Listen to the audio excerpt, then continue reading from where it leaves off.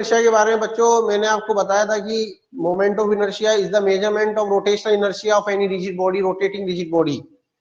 कोई भी जो रोटेटिंग रिजिड बॉडी होती है उस रोटेटिंग रिजिड बॉडी के रोटेशनल इनर्शिया का जो मेजरमेंट है वो हम जिस क्वांटिटी से करते हैं that quantity is basically called as the moment of inertia.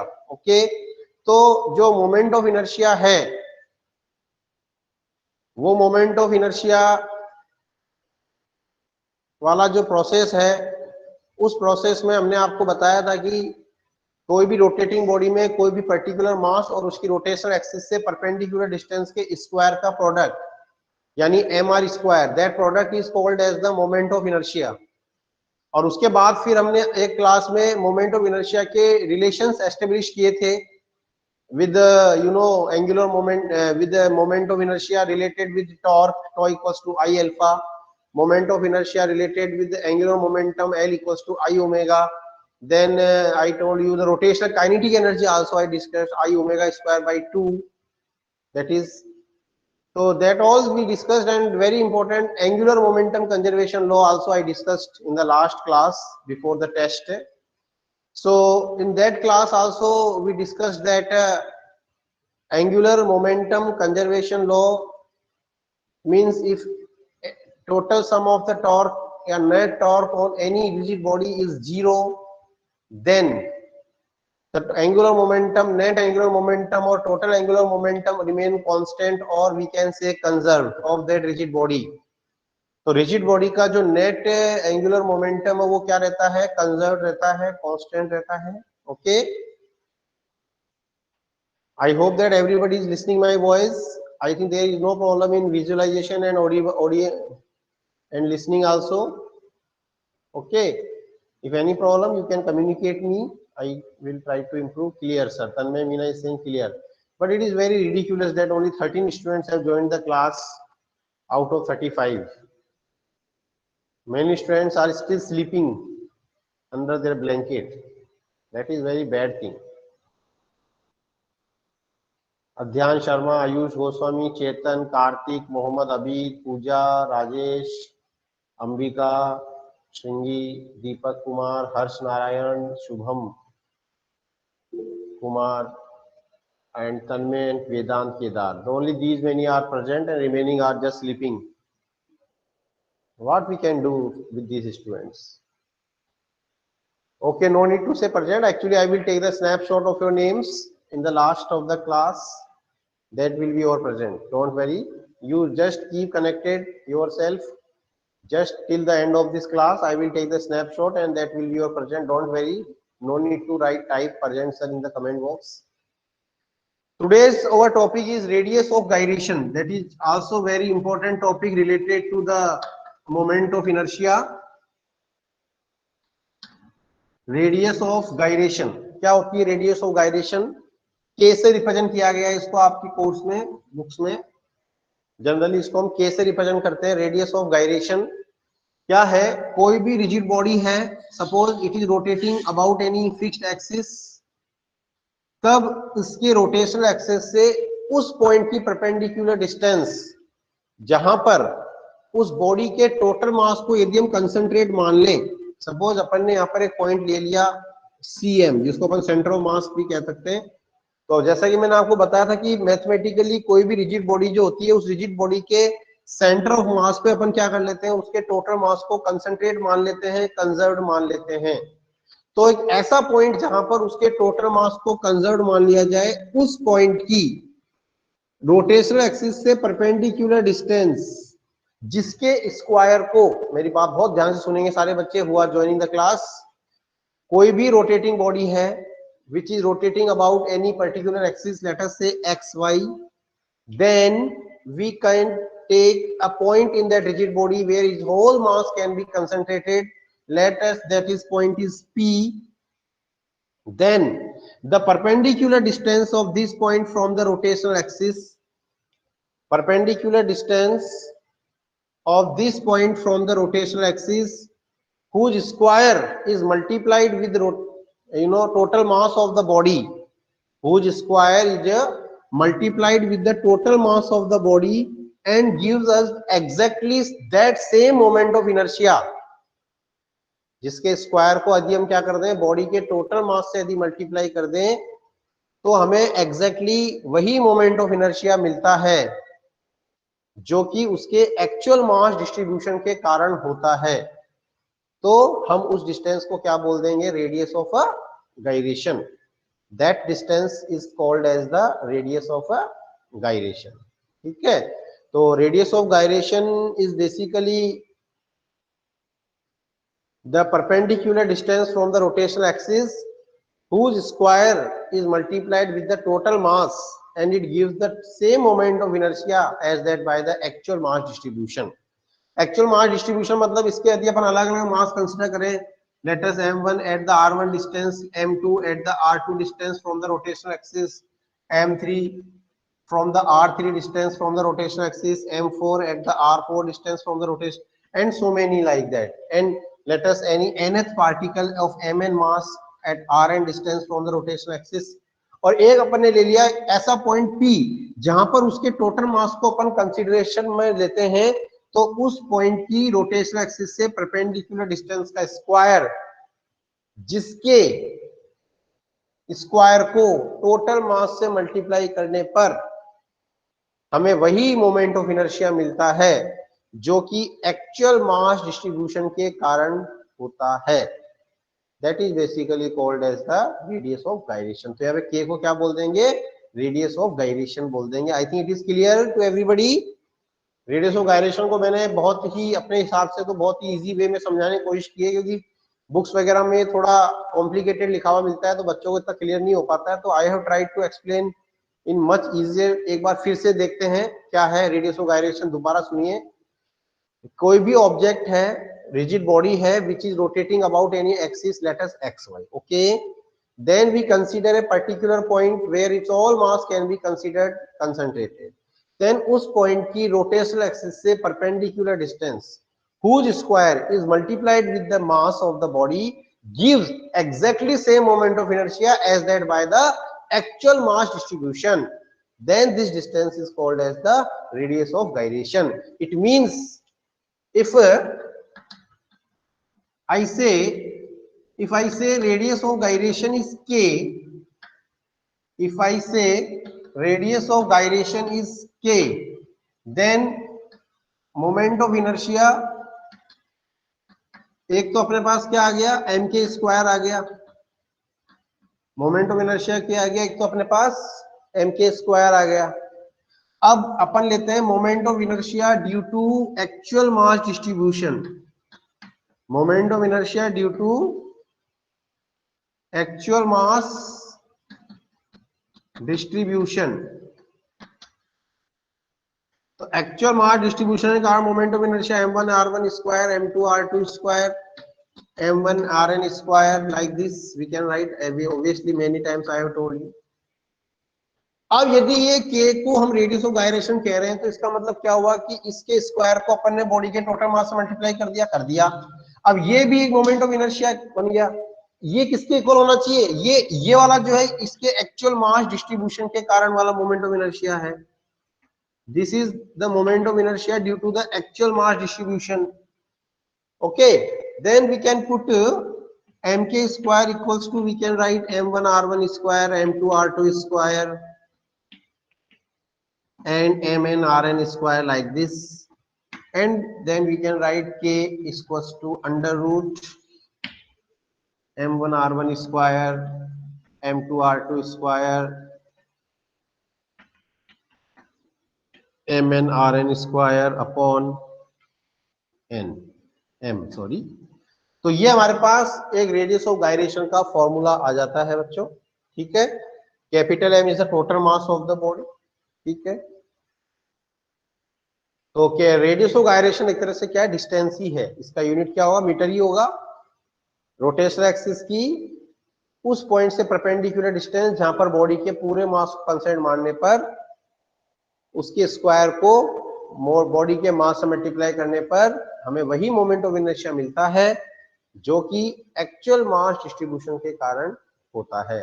That is called as the, we can say, moment radius of gyration. Okay students,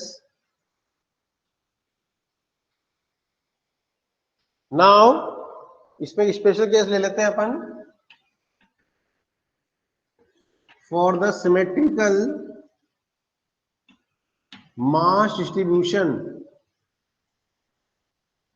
symmetrical mass distribution के लिए हम क्या लिख सकते हैं, सभी पार्टिकल्स का मास क्या होगा, सबका सेम होगा।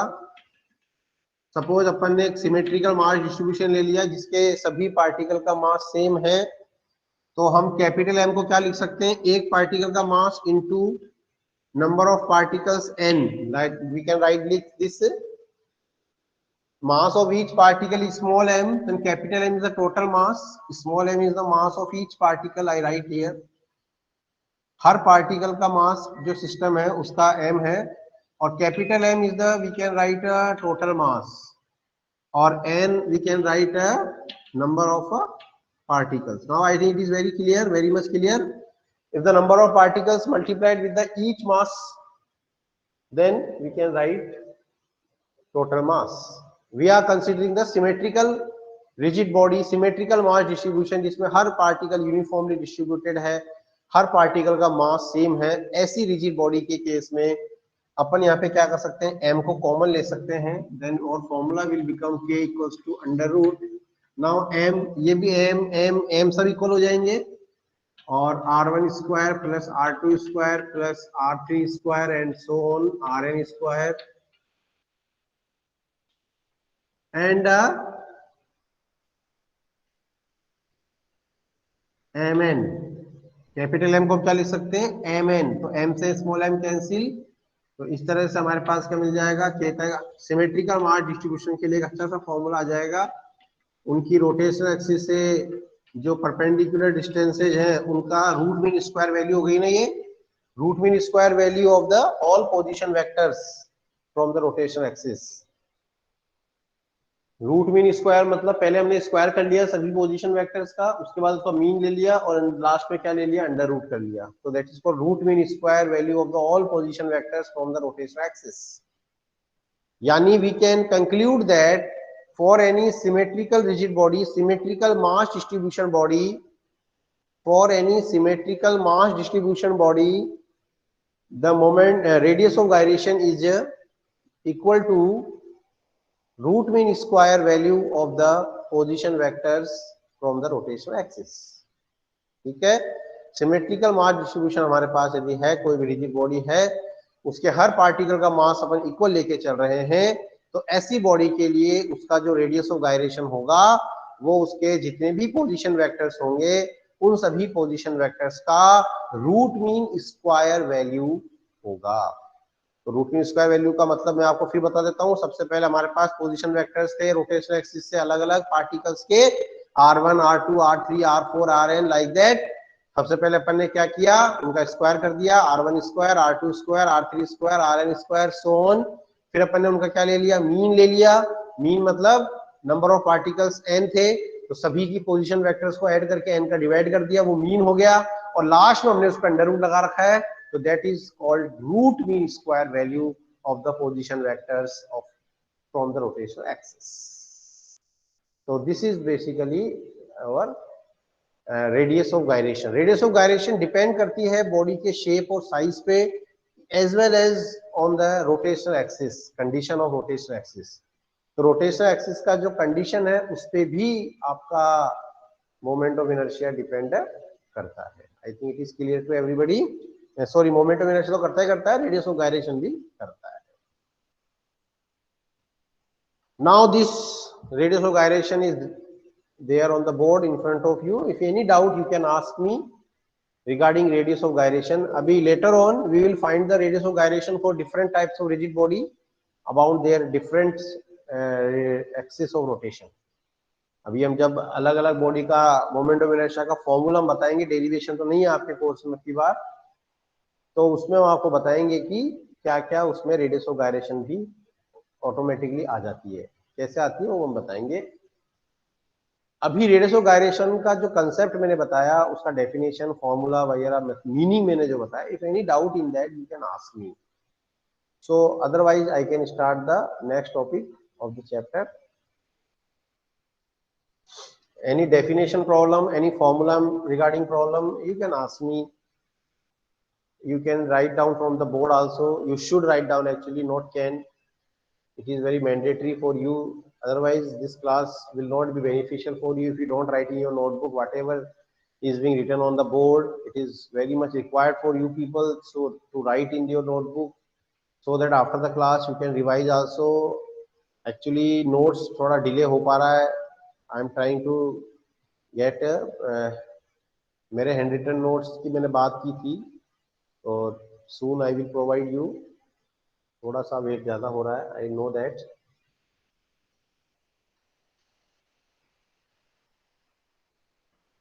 So nobody is asking anything in comment box as well as through their mic also.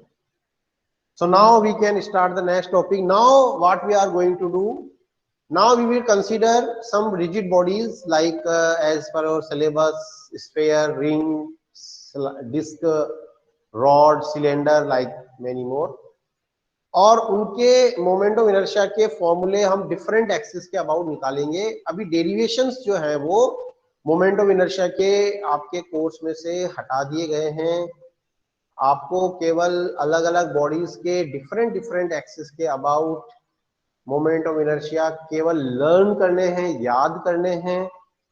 उनका इंटीग्रेशन मेथड से डेरिवेशन पहले था सिलेबस में, वो अभी आपके नहीं है. तो आपका काम बहुत हल्का हो गया इस चैप्टर में. आपको अलग अलग बॉडीज के जो मोमेंट ऑफ इनर्शिया हैं, उन मोमेंट ऑफ इनर्शिया के फॉर्मूले को केवल आपको डायरेक्ट लर्न करना है. उनका डेरिवेशन आपके नहीं है.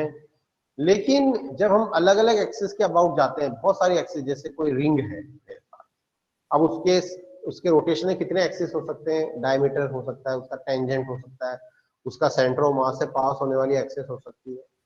तो मेनी एक्सिस आर पॉसिबल. तो किसी भी रिजिड बॉडी का जब अलग अलग एक्सिस के अबाउट मोमेंट ऑफ इनर्शिया हमको निकालना होता है, तो हम क्या करते हैं, हम उस रिजिड बॉडी, हाँ, हम दो थ्योरम्स का यूज करते हैं. दो थ्योरम्स जो होती है वो हमारे लिए बहुत काम की होती है, और उनके यूज से हम क्या कर सकते हैं, किसी भी रिजिड बॉडी का अलग अलग एक्सिस के about moment of inertia calculate कर सकते हैं easily. So before we start the formula of the moment of inertia of the various rigid body, we will study about these two theorems which are given in your course in this chapter, and these theorems are very important, very useful also. How these are useful I already told you. To calculate the moment of inertia of various rigid body about the different rotational axis. ठीक है, जैसे integration method से हम एक particular axis के about he moment of inertia निकाल पाते हैं. फिर उसके अदर एक्सिस के about rotation moment of inertia निकालने के लिए हमको इन थ्योरम्स की जरूरत पड़ती है, जो भी अब डिस्कस कर रहे हैं. और उसके बाद फिर हम आपको बताएंगे formula of the moment of inertia. तो इसमें पहली थ्योरम आपकी आती है, थ्योरम ऑफ परपेंडिकुलर एक्सिस. तो मोमेंट ऑफ इनर्शिया की दो थ्योरम बता रहा हूं पहले बच्चों, बहुत ध्यान से समझिएगा. Theorems are very important. Their statements are only in your syllabus. The theorem of perpendicular axis. Theorem of a perpendicular axis I can take now. So what is the theorem of perpendicular axis? And then the second one is theorem of parallel axis. So there are two theorems of the moment of inertia in our syllabus. Theorem of perpendicular axis and theorem of parallel axis. And after these two theorems we will study about the, what we can say, formula of the moment of inertia of the different rigid bodies. So what is this theorem? Suppose हमारे पास एक plane lamina है. Plane lamina मतलब समझते हो, two dimensional rigid body है. Lamina मतलब जैसे कोई रेक्टेंगुलर प्लेट हो गई, कोई डिस्क हो गई, है ना. तो और ये इस तरह से यूनिवर्स में या स्पेस में अरेंज्ड है. एक्स वाई जेड तीन म्यूचुअली परपेंडिकुलर एक्सिस इस लेमिना से पास हो रही है. तो इस लेमिना के प्लेन में सिचुएटेड दो एक्सिस हम ले रहे हैं, एक्स वाई, और ये जो जेड है ये इस लेमिना के प्लेन के क्या है, परपेंडिकुलर है. जैसे कि मैं आपको समझाऊं, जैसे थोड़ी देर के लिए अपन इस बुक को लेमिना मान लें, हालांकि बुक लेमिना नहीं है, इस बुक का थिकनेस आप बहुत नेग्लिजिबल मान लें, तो ये बुक आपके पास है जैसे, तो अब इस बुक का ये एक एक्स एक्स हो गया, ये वाई एक्सिस हो गया, तो एक्स और वाई एक्सिस तो इसके प्लेन में ही है, और ये जो बाहर निकल के आ रहा है ये इसका जेड एक्सिस हो गया, जो कि इसके प्लेन के परपेंडिकुलर है। क्या कहता है थ्योरम, बहुत ध्यान से समझिए कि कोई भी लेमिना हमारे पास है और उस लेमिना के प्लेन में सिचुएटेड दो म्यूचुअली परपेंडिकुलर एक्सिस के अबाउट मोमेंट ऑफ इनर्शिया को कैलकुलेट करके यदि उनको ऐड कर दिया जाए, क्या बोला मैं, दोबारा सुनिए बच्चों, बहुत इंपॉर्टेंट थ्योरम है ये। कोई भी प्लेन लेमिना हमारे पास है, प्लेन लेमिना मतलब स्क्वायर हो गया, सर्किल हो गया, रिंग हो गया, मतलब जो 2D डायमेंशन में, 3D में नहीं है, 2 डायमेंशनल में, तो कोई भी प्लेन लेमिना जो 2 डायमेंशनल प्लेन में है, उसके प्लेन में सिचुएटेड दो म्यूचुअली परपेंडिकुलर एक्सिस के about moment of inertia calculate करके उन दोनों को जोड़ दिया, ऐड कर दिया जाए लाइक, तो that addition of that moment of inertia about the two mutually perpendicular axes in the plane of lamina is equal to the moment of inertia about the third axis, z axis, which is perpendicular to both, या which is perpendicular to the plane of lamina। यानी कुल मिला के बहुत सीधी सीधी बात यह हुई कि ये लेमिना है, एक्स और वाई एक्सिस इसके प्लेन में ही है, मतलब एक्स वाई एक्सिस के अलोंग ये है सिचुएटेड, और जेड एक्सिस उसके प्लेन के परपेंडिकुलर है। तो यदि मैं इस लेमिना का एक्स एक्सिस के अबाउट मोमेंट ऑफ इनर्शिया निकालूं, एक वाई एक्सिस के अबाउट मोमेंट ऑफ इनर्शिया निकालूं, and if I add the moment of inertia of this lamina about the both axis, if I add moment of inertia of this lamina about both axes, then I will get the moment of inertia about the third perpendicular axis, z axis, to the lamina. And now I think it is clear to everybody what is the statement of this theorem of perpendicular axis. ठीक है, मैं इसको थोड़ा लिख देता हूं, you can write down from the board also. The sum of the moment of inertia of any plane lamina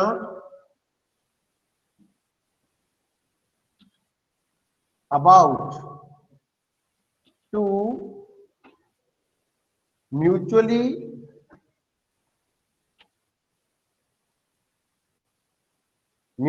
perpendicular axis,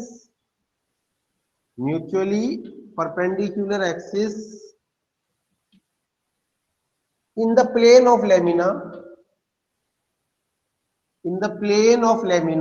is equal to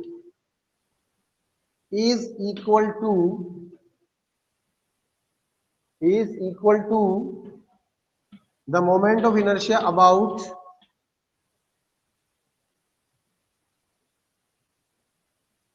the third axis, let z axis, bracket में लिख देता हूं, z axis, which is perpendicular to both,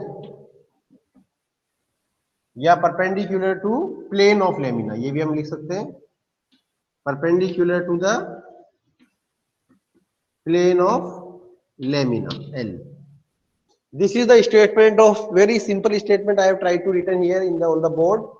In book there are so much complications in the language you will find, but I have, जो मैंने बोला वो मैंने लिख दिया है, कुछ भी आपको रटने की जरूरत नहीं है, जो हमने समझा, जो हमने बोला, उसी को हमने थोड़ा लैंग्वेज बना के लिख दिया। That is the statement of your theorem of perpendicular axis. Sum of the moment of inertia of any plane lamina about two mutual perpendicular axes in the plane of lamina, इसमें आप letters x y भी लिख सकते हैं bracket में, letter x and y,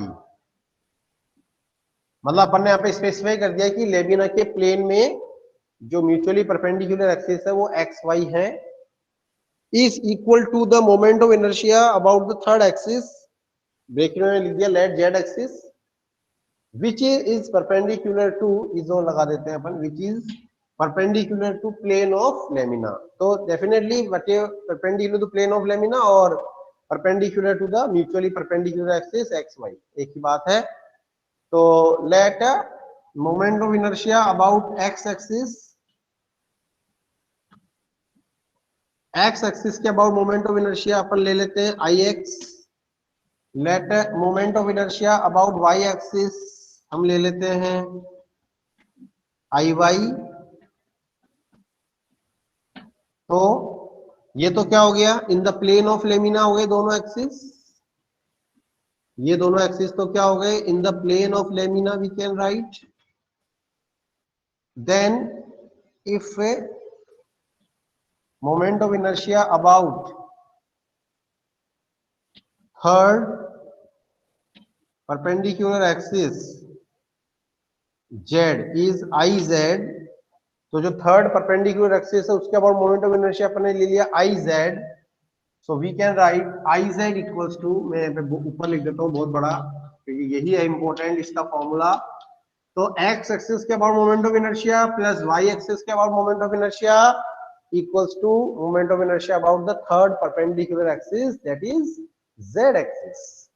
तो ये हमारा होता है थ्योरम ऑफ परपेंडिकुलर एक्सिस। वैसे इसको हम बहुत इजीली प्रूफ भी कर सकते हैं, इसका प्रूफ वैसे हमारे एग्जाम में है नहीं, ठीक है ना। In your examination the proof is not given, only statements are there in your examination, statements are sufficient, the proof will not come in your examination. फिर भी मैं 2 मिनट में प्रूफ इसका करा देता हूँ, कोई प्रॉब्लम वाली बात नहीं, क्योंकि ये इजीली अंडरस्टैंडेबल और easily you can understand this proof of this theorem. There is nothing you know difficult in this. इसको प्रूफ करना बहुत मुश्किल नहीं है, बहुत इजी है। जब यहाँ पे अपन क्या ले लेते हैं, ith पार्टिकल ले लेते हैं एम आई मास का, और उसकी y एक्सिस से परपेंडिकुलर डिस्टेंस हम ले लेते हैं एक्स आई, और y एक्सिस से वाई आई, और z एक्सिस से क्या ले लेते हैं आर आई। तो इसका moment of inertia x axis के अबाउट क्या हो जाएगा सिग्मा एम आई, और एक्स एक्सिस परपेंडिकुलर डिस्टेंस क्या हो गया वाई आई। अब इसी का लेमिना का y एक्सिस का मोमेंट ऑफ इनर्शिया क्या हो जाएगा एम आई ith पार्टिकल, और y एक्सिस से परपेंडिकुलर डिस्टेंस एक्स आई। अब इसी का यदि हम z एक्सिस के मोमेंट ऑफ इनर्शिया निकाले तो ये मिल जाएगा m i r i square. लेकिन यहाँ पे आप देख सकते हैं पाइथागोरस थ्योरम से r i square equals to x i square plus y i square, you can see here this is also x i. तो we can now you can feel, अब आपको खुद को क्लियर हो गया होगा कि ये कैसे प्रूफ होने वाला है। आर आई स्क्वायर को हम लिख सकते हैं x i square plus y i square. Now we can write sigma m i x i square plus sigma m i y i square. Now you see this is m i y, this is I x, तो I z equals to I y plus I x, और I x plus I y कुछ भी लिख सकते हैं उसको अपन। So in this way we can prove this theorem very easily, ठीक है। However this proof is not in your syllabus, लेकिन फिर भी मैंने इसलिए करा दिया क्योंकि ये बहुत इजी है, इसको समझना बहुत इजी है, तो इसलिए आप इसको समझ सकते हैं, आराम से कर सकते हैं अपने लेवल पे। इसका प्रूफ वगैरह एग्जाम में अपन बात करें एग्जाम पॉइंट ऑफ व्यू से, तो इसका केवल आपके कोर्स में स्टेटमेंट है और फॉर्मूला है, प्रूफ नहीं है। ओके, तो दिस इज द, बाकी ये थ्योरम यूज कैसे आती है ये अभी हम थोड़ी देर बाद बताने वाले हैं आपको, जब हम अलग अलग बॉडीज के मोमेंट ऑफ इनर्शिया को डिस्कस करेंगे, फॉर्मूले डिस्कस करेंगे, डेरिवेशन नहीं, तब आपको ऑटोमेटिकली इस थ्योरम का एप्लीकेशन पता लग जाएगा कि ये थ्योरम कैसे काम आती है मोमेंट ऑफ इनर्शिया को कैलकुलेट करने में, how this theorem is utilized to calculate the moment of inertia of various objects, ठीक है। लेकिन बिफोर दैट हमें एक सेकंड थ्योरम भी डिस्कस करनी है, that is theorem of parallel axis. तो theorem of parallel axis I also discuss, I also take this.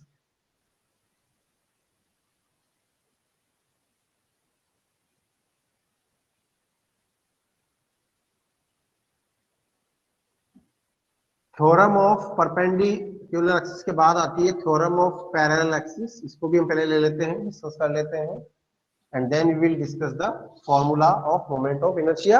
Okay, now Paridhi Tomar has joined, almost half class is over, then she has joined. Paridhi Tomar has come only for attendance, कि बोले attendance का time आ गया है, sir attendance लेने वाले हैं, तो चलो मैं भी शक्ल दिखा देती हूँ थोड़ा है। Paridhi Tomar, you are late, not only late, you are very much late. The class started 8 o'clock and you have coming 8:35, almost 8:35, 8:40 is over. Only hardly 10-15 minute class is left and you are now joining in the class. Very, very, you know. अब इसमें आपका 2D lamina होने की कोई पाबंदी नहीं है, पाबंदी इन द सेंस कोई बाउंडेशन नहीं है कि 2D ही होना चाहिए, 3 डायमेंशनल बॉडी कोई सी भी हो सकती है। मतलब इसके अंदर अपन स्फेयर, सिलेंडर, क्यूबॉइड कुछ भी कंसिडर कर सकते हैं। मतलब कोई भी ऑब्जेक्ट है, मे बी 2 डायमेंशनल और मे बी 3 डायमेंशनल, कोई सी भी बॉडी हो सकती है। तो कोई भी रिजिड बॉडी है,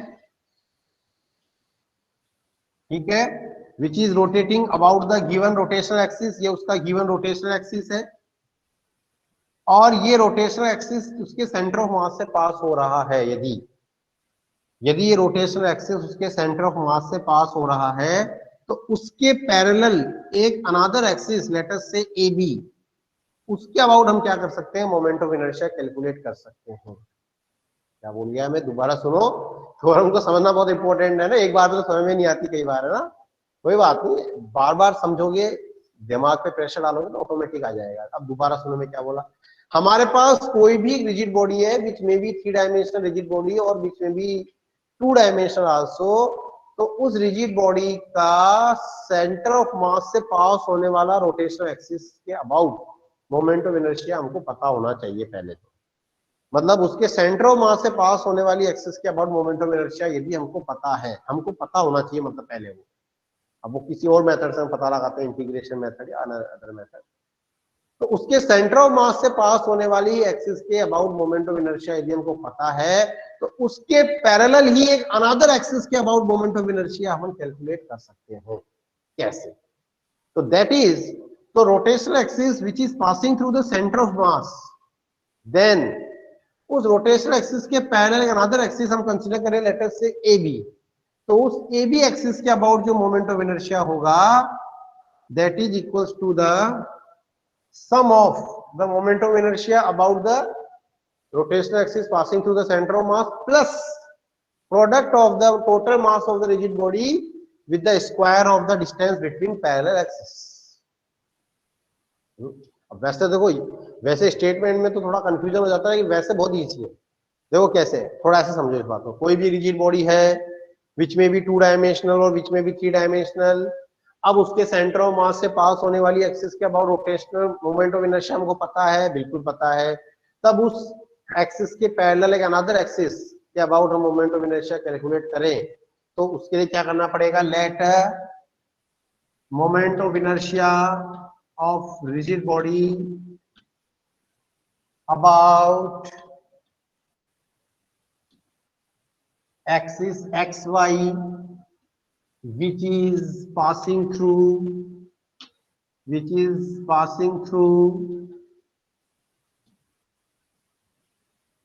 center of mass, then moment of inertia about any parallel axis AB, तो कोई भी जो पैरेलल एक्सिस AB है उसके अबाउट जो मोमेंट ऑफ इनर्शिया होगा, that will be IAB equals to IXY plus total mass of the body into square of the perpendicular distance between parallel axis, यानी parallel axis के बीच की जो distance है उसके स्क्वायर को बॉडी के टोटल मास से मल्टीप्लाई कर देंगे। हमने यहाँ पे दोनों पैरेलल एक्सिस के about moment of inertia sorry distance h मानी है, तो दिस इज नोन, ये हमें क्या होना चाहिए, पता होना चाहिए। तो हम इस ए बी एक्सिस जो कि एक्स वाई एक्सिस के क्या है, पैरेलल है, जो A B axis x Y axis के पैरेलल है, तो उस ए बी एक्सिस के अबाउट हम क्या निकाल सकते हैं, मोमेंट ऑफ इनर्शिया निकाल सकते हैं। ओके, यूजिंग दिस फॉर्मूला, यही है पैरेलल एक्सिस थ्योरम बच्चों। This is equals to the, this is basically parallel axis theorem. I think it is clear to everybody. यहाँ पर एक बात ध्यान रखने वाली बात है कि ये वाली जो एक्सिस है ये सेंटर ऑफ मास से ही पास होने वाली होनी चाहिए, और कोई अदर आर्बिट्रेरी एक्सिस आप नहीं ले सकते इस थ्योरम में। मतलब ये जो mh स्क्वायर फैक्टर आप जिसके अंदर ऐड कर रहे हैं वो मोमेंट ऑफ इनर्शिया किस एक्सिस के अबाउट होना चाहिए, सेंटर ऑफ मास से पास होने वाली, सेंटर ऑफ मास से पास होने वाली एक्सिस के अबाउट मोमेंट ऑफ इनर्शिया ही वो होना चाहिए। तब आप जाके इस फॉर्मूले से क्या निकाल सकते हैं, मोमेंट ऑफ इनर्शिया कैलकुलेट कर सकते हैं। I think it is clear to everybody. Any doubt you can ask me in parallel axis theorem. In parallel axis theorem, if any doubt you can ask me, students. I think 22 students are there in the class today out of 35.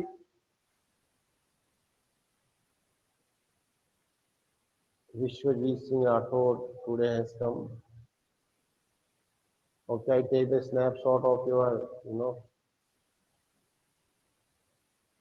I take the snapshot for your attendance purpose, so that I can mark your attendance, and as well as I will put the name of absentees in your WhatsApp group also.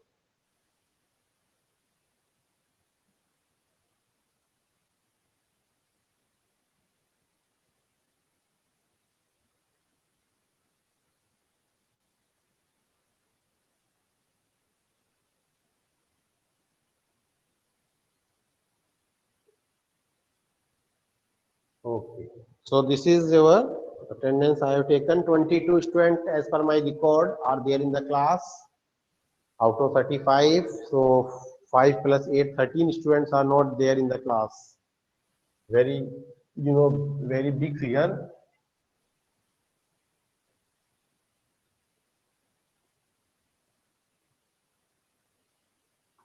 So after the studying of these two theorems, now we can discuss the various formula of the moment of inertia of rigid body. Please keep in your mind that to understand these two theorems is very important, necessary. These theorems generally comes in your examinations.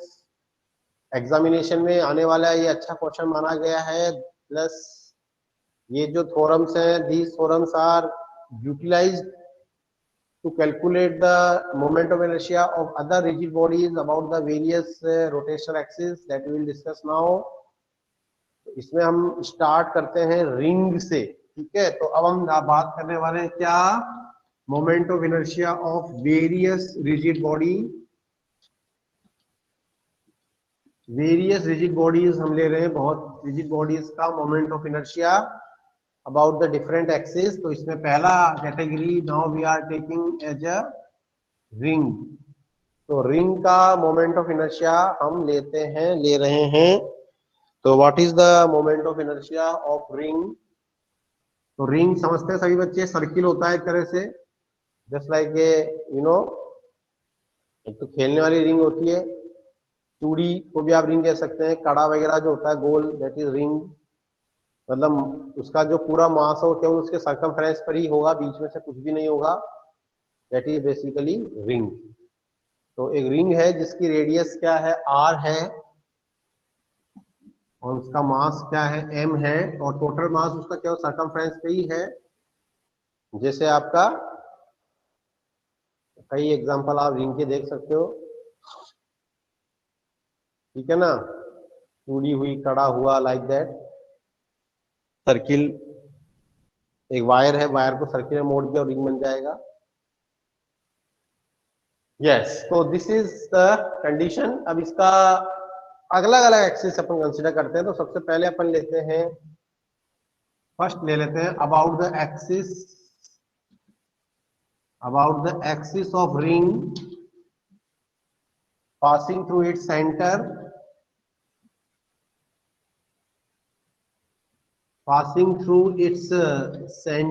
and perpendicular to its plane। क्या समझे, एक ऐसी axis अपन consider कर रहे हैं, इसको इसकी main axis भी बोलते हैं। इसको क्या बोलेंगे, रिंग की मेन एक्सिस भी बोलेंगे।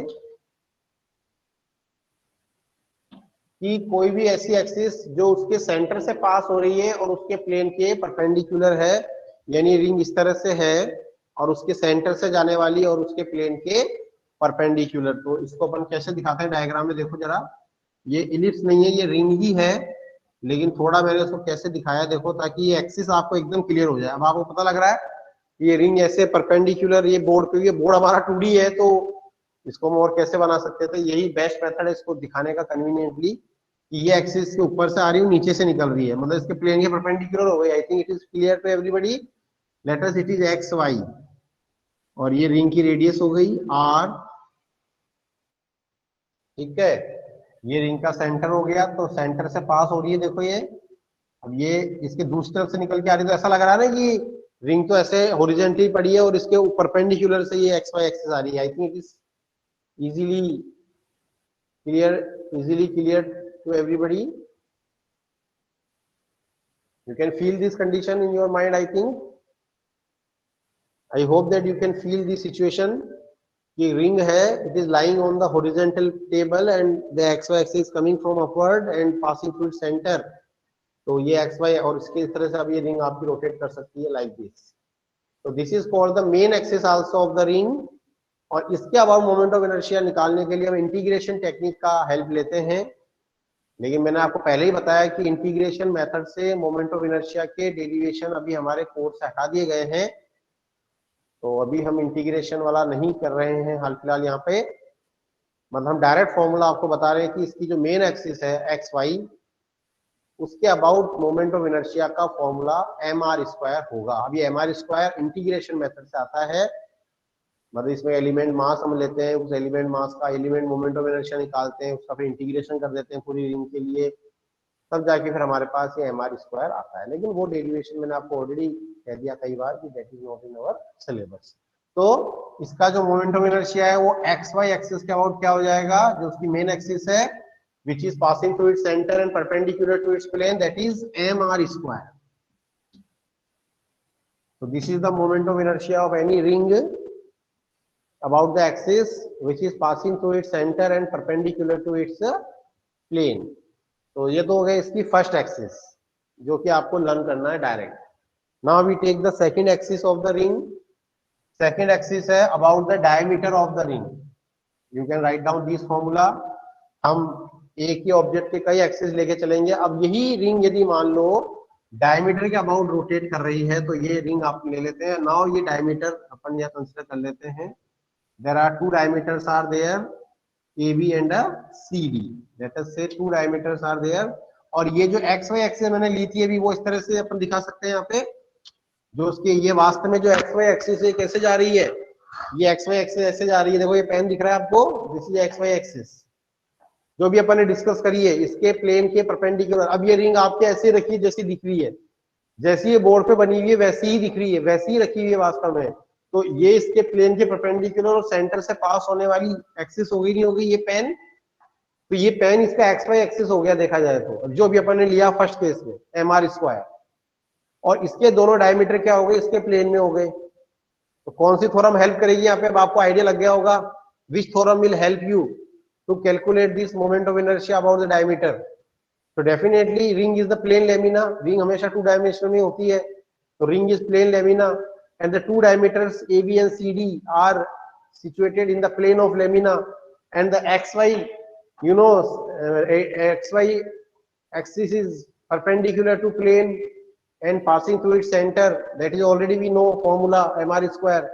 तो हम क्या कर देंगे, AB एक्सिस के about moment of inertia plus CD axis के अबाउट मोमेंट ऑफ इनर्शिया, इन दोनों को ऐड कर देंगे, then we will find the moment of inertia about Z X Y axis. यानी जेड मतलब एक्स वाई मान रहे हैं यहाँ पे अपन, जो कि प्लेन के परपेंडिकुलर और सेंटर से पास होने वाली एक्सिस है। तो here using theorem of perpendicular axis we can write, theorem of perpendicular axis we can write diameter IAB plus moment of inertia about second diameter equals to IXY।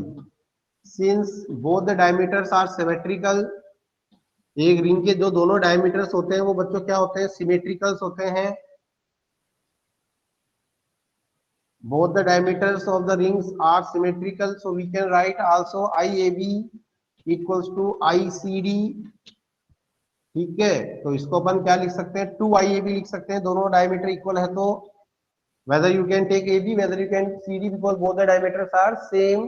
Yes, Irshad Hussain answer आया है अब। और this is already we know that mr square in the case one X Y axis के about moment of inertia, जो इसकी main axis बोली थी मैंने अभी, इसके सेंटर से पास होने वाली और प्लेन के परपेंडिकुलर। तो now we can write here IAB equals to mr square by 2। तो देखिए इसके डायमीटर के अबाउट जो मोमेंट ऑफ इनर्शिया है वो कितना होता है, mr स्क्वायर बाई 2 होता है। I think it is clear to everybody. Diameter of the ring के डायमीटर के अबाउट मोमेंट ऑफ इनर्शिया होता है mr square by 2, that we have found using the theorem of perpendicular axis. हमने ये formula theorem of perpendicular axis, तो ये question exam में आते हैं बच्चों। mr स्क्वायर कैसा आया वो नहीं पूछेगा, लेकिन इसके रिंग के डायमीटर का मोमेंट ऑफ इनर्शिया कैसा आया ये पूछेगा जरूर, क्योंकि उसको अपन ने इंटीग्रेशन मेथड से नहीं किया है, उसको अपन ने किससे किया है, सिंपल परपेंडिकुलर एक्सिस थ्योरम, और आगे हम पैरेलल एक्सिस थ्योरम यूज कर सकते हैं कभी, थ्योरम से हमने इसको किया है। तो ये तो आ सकता है कि ये कैसे आया, ये एक छोटा डेरिवेशन अपन मान सकते हैं हल्का सा, that you understand and you can memorize. Definitely this will come in your examination. Okay, so student, I think with this our time is going up. Okay, 8:50 is already there. So with this I finish this class, my dear students, and again a gentle reminder,